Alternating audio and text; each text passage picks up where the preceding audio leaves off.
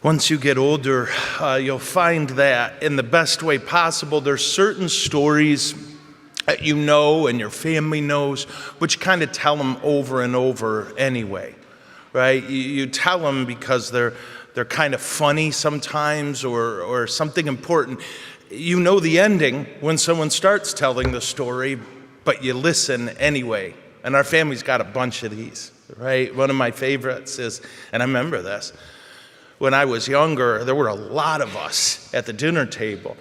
And my mom made this, I don't know what it was. It was a thing. And the rule, she scoops everybody, and then we say our prayer, and then we get after it. And one of my brothers was apparently eating so fast, it prompted my mom to say to him, "Paul, my gosh, you're eating like an animal."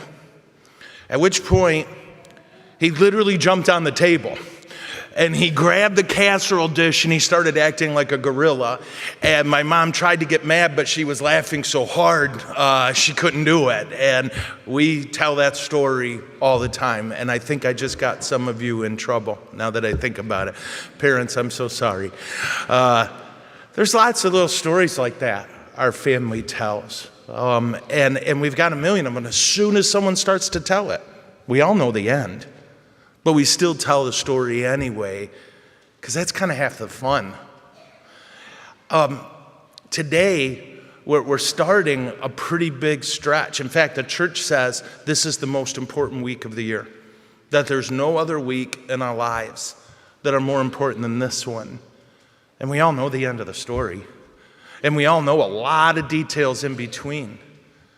We know that Jesus gathered with his disciples and he told them, we're getting close to the day where I'll be tortured to death. And you're all going to run away and leave me alone.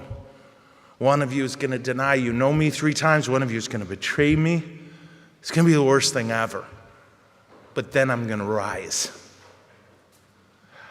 And we know the story. We've known it, and as we get older, we'll learn more little details. But we tell it over and over because it's the best thing that ever happened to us. If it wasn't for what Jesus did, you and I would have no hope.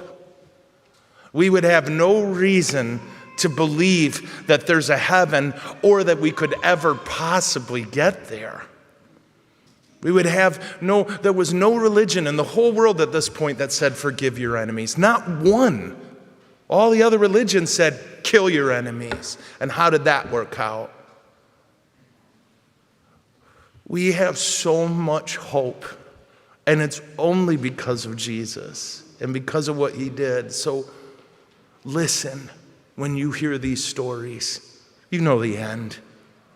But in hearing them, we remember he loves us so much that he endured all of this so that we could have hope, so that we could remember how desperately we are loved and how valuable we are to God.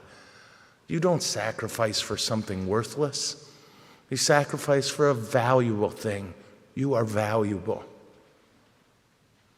So we ask Jesus to bless us this week, that we remember the only reason we have hope is because of him and because of what he did. And so on Holy Thursday, on Good Friday, on Holy Saturday, and on Easter Sunday, we're going to hear the story again. Not because we don't know it, but because we need to remember it and rejoice. Amen? Okay.